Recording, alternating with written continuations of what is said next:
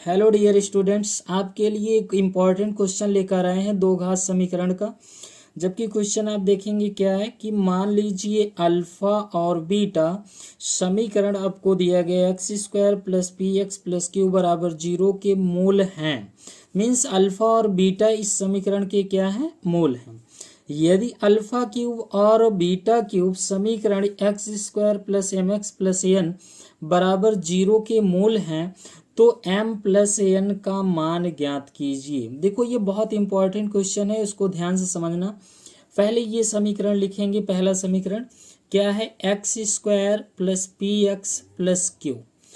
इनके मूल दिए गए हैं। चूंकि इसका मूल क्या है? मूल अल्फा और बीटा है। ठीक ना जी?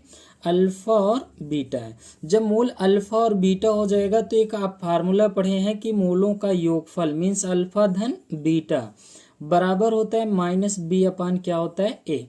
बी क्या है? एक्स का गुणांक और ए क्या है? एक्स स्क्वायर का गुणांक। तो चलो इसका मान रखेंगे अल्फा धन बीटा बराबर minus b. B means x का गुणांक, तो एक्स का गुणांक क्या है? पी है। तो पी रखेंगे बटे ए आपका क्या है? एक्स स्क्वायर का गुणांक। तो एक्स स्क्वायर के साथ में कुछ नहीं है तो एक मान लेते हैं। इस प्रकार से एक आएगा, इसे भाग देंगे तो माइनस पी ही आएगा। ठीक ना? तो अल्फा धन बीटा का मान हमें प्राप्त हुआ। अब हम निकाल लेंगे क्या? मूलों का गुणनफल मीन्स अल्फा इंटू बीटा बराबर होता है सी वन ए। अब सी का मान क्या है? अचर राशि। अचर क्या है यहाँ पर? क्यू है।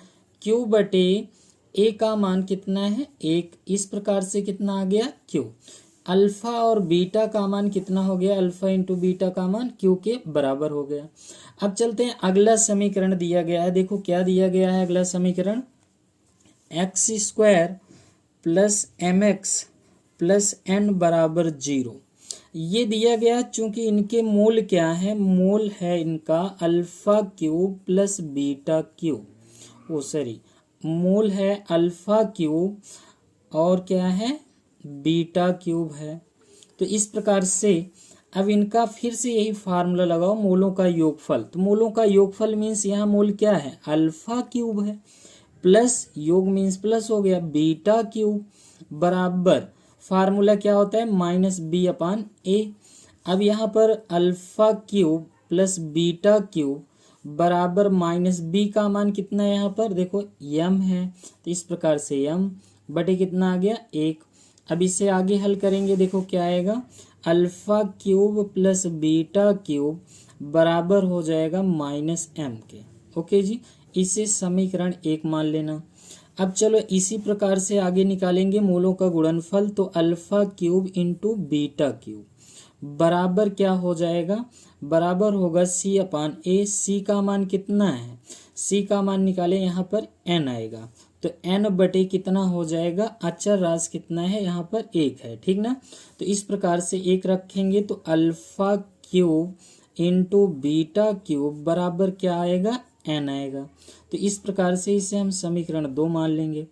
अब क्या करना है? हमें लाना है m प्लस एन का मान। देखो यही पूछा है, ध्यान से देखेंगे क्वेश्चन में क्या पूछा है? m प्लस एन का मान। अगर हम क्या करें, देखो यहाँ पर समीकरण एक में माइनस एम है और इसमें क्या है? एन है। अगर इनको हम इसमें से इनको घटा दें तो ये प्लस एम हो जाएगा। तो इस प्रकार से एन प्लस एम हो जाएगा, तो उसको हम एम प्लस एन भी लिख सकते हैं। ठीक ना? तो इस प्रकार से हम क्या करेंगे? समीकरण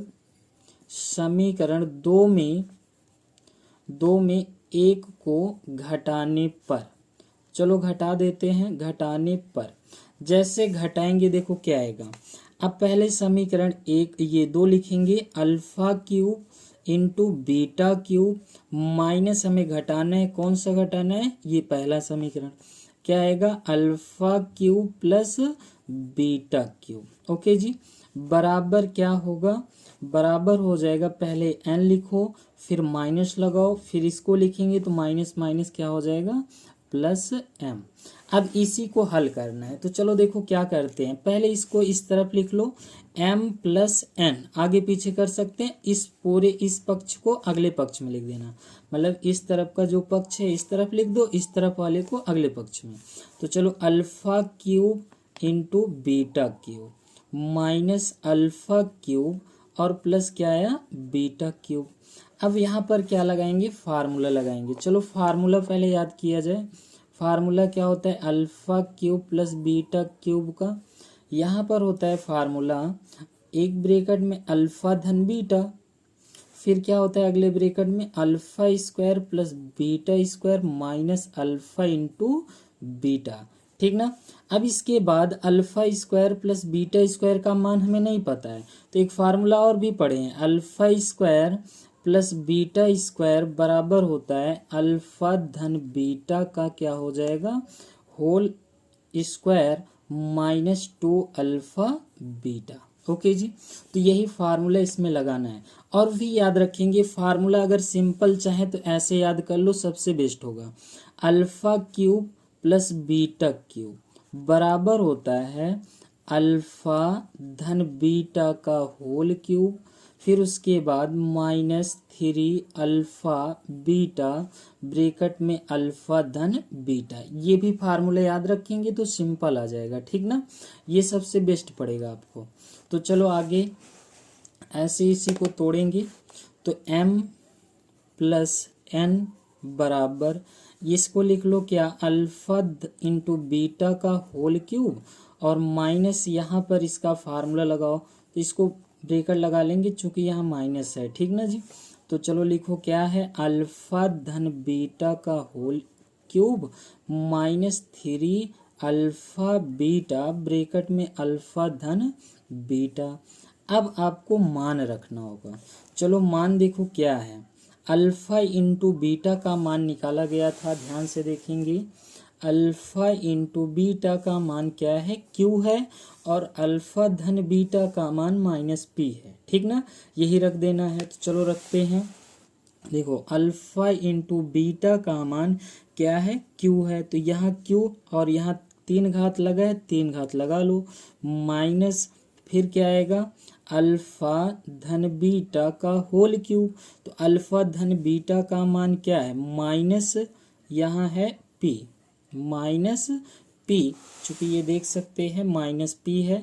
अब इसके बाद क्या करेंगे होल क्यूब है लगा दो माइनस 3 अल्फा बीटा का मान अभी रखा गया है, क्या रखा गया क्यू, और इसका मान क्या है माइनस, ये हो गया पी। अब इन्हीं को हल कर लेते हैं, आंसर आ जाएगा। चलो हल किया जाए आगे। ये हो जाएगा क्यू क्यूब माइनस ब्रैकेट में इसको 3 बार गुणा करेंगे तो माइनस पी क्यूब हो जाएगा, ठीक ना जी। फिर इसका माइनस माइनस का गुणा क्या हो जाएगा प्लस 3 पी और क्यू, ऐसे क्रम से बढ़िया से लिखो। फिर ब्रैकेट हटाएंगे, जैसे देखो क्या आएगा क्यू, इस यहाँ क्यूब माइनस माइनस क्या हो जाएगा प्लस पी क्यूब, और उसके बाद माइनस 3 पी क्यूब। ये m प्लस n का मान आ गया।